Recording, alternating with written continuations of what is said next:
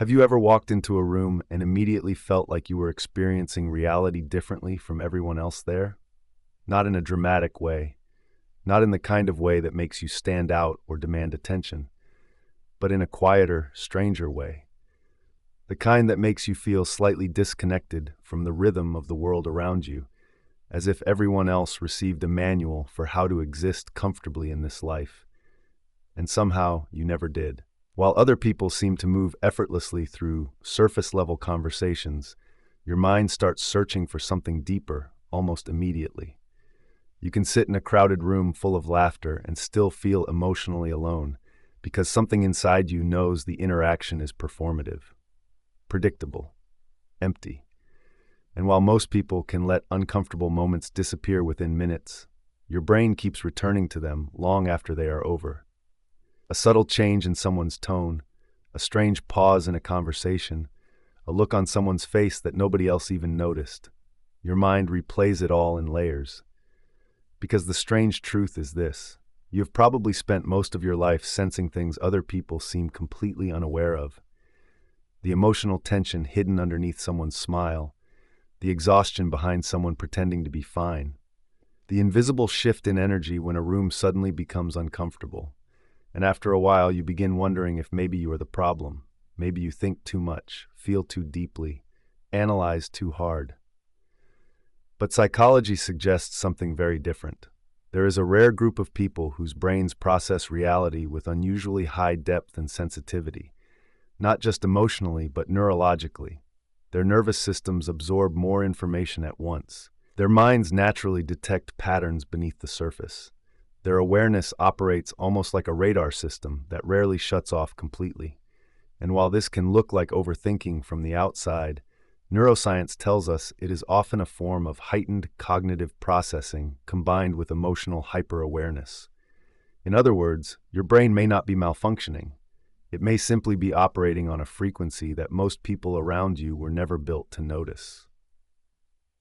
But here is where things get even more interesting. Many of the traits that make these people feel exhausted, disconnected, or misunderstood today are actually survival adaptations their brain developed years ago. And by the end of this video, you may begin to realize that the part of yourself you once saw as a burden may be the exact thing that makes your mind extraordinarily rare. Some people move through life as participants, and some people move through life as both the participant and the observer. If you are this type of person, your mind rarely stops monitoring itself. You analyze the way you speak, the way you react, even the expressions on your face while conversations are happening. And long after those conversations end, your brain keeps replaying them in the background. The message you sent, the pause before someone answered, the subtle shift in their tone. Psychology calls this metacognition, the ability to think about your own thinking. Combined with an overactive default mode network, it creates a mind that never fully logs off. You are not just living your life. You are constantly watching yourself live it. But this is only the first layer. Because what truly exhausts these people is not their thoughts, but the emotions they absorb from everyone around them. Have you ever walked into a room and immediately felt that something was wrong before anyone even said a word? You notice the tension hiding underneath forced smiles. You sense when someone is pretending to be okay. And somehow you can tell when a person's energy changes, even if their words never do. This is not drama or imagination. Neuroscience suggests that some people have a highly sensitive mirror neuron system, allowing them to absorb emotional signals far more intensely than others. And when this sensitivity develops alongside childhood hypervigilance, the brain becomes trained to constantly scan for emotional danger. That is why crowded spaces exhaust you, why fake people make you feel strangely unsafe, why you instantly know someone is upset even when they insist they are fine. And sadly, many people grow up believing this is weakness, when in reality, it is a nervous system that learned to survive by reading emotions before danger arrived. This is the part that makes many people feel like they simply do not fit into modern society. Small talk drains you faster than silence. Relationships built entirely on social performance feel emotionally empty. And after spending time around people who never say what they truly feel, you often leave feeling strangely disconnected from yourself. Psychology refers to this as authenticity deprivation, a state where the mind becomes exhausted by constant emotional incongruence. People high in openness and psychological depth often need meaningful connection to generate emotional stimulation. Surface interaction is simply not enough. That is why fake networking feels unbearable to you, why you crave conversations about fear, purpose, and truth, why you quietly distance yourself from friendships that no longer feel real. Pause for a second. Think about how many times you forced yourself to pretend you were okay just to belong. But this goes even deeper. Because people like this are not only different emotionally, they process memory and experience differently too. Most people experience something, react to it, and eventually move on. But your mind does not work that way. A conversation from 3 days ago can still replay in your head like it happened an hour ago. A single sentence can stay with you for years. One strange look from someone can keep your brain searching for meaning all night long. And sometimes a small failure turns into a deep existential spiral that feels much larger than the event itself. This is connected to what psychologist Elaine Aron calls deep processing, a cognitive trait where the brain continues extracting emotional meaning and hidden patterns long after an experience ends. So this is not you being too dramatic. Your mind is simply processing reality at a deeper level than most people around you. You are not overreacting. You are processing more layers of information at the same time. This may be the rarest sign of all, and also the one that makes people feel the most alone. While most people are busy chasing milestones, status, and productivity, your mind keeps asking a different question. What is the point of all this? You are not easily hypnotized by society's definition of success because something deeper inside you is searching for meaning, not just movement. Psychologists sometimes describe this as existential intelligence, a cognitive tendency toward meaning-seeking and philosophical depth. Viktor Frankl believed this need for meaning was one of the strongest human drives. That is why you can achieve things and still feel empty afterward. Why modern hustle culture often feels emotionally disconnected to you. Why you struggle to stay committed to anything that lacks depth or truth. And this is the painful part. Because people who see too much beneath the surface often lose the ability to return to innocence once they have seen it. Deep people rarely open up immediately. First, they observe. They study your tone, your consistency, the feeling your presence creates inside their nervous system. Because for them, emotional safety matters more than instant connection. Attachment theory suggests that people who experienced emotional unpredictability early in life often develop protective relationship patterns. Their brain learns that vulnerability must be earned carefully, not given freely.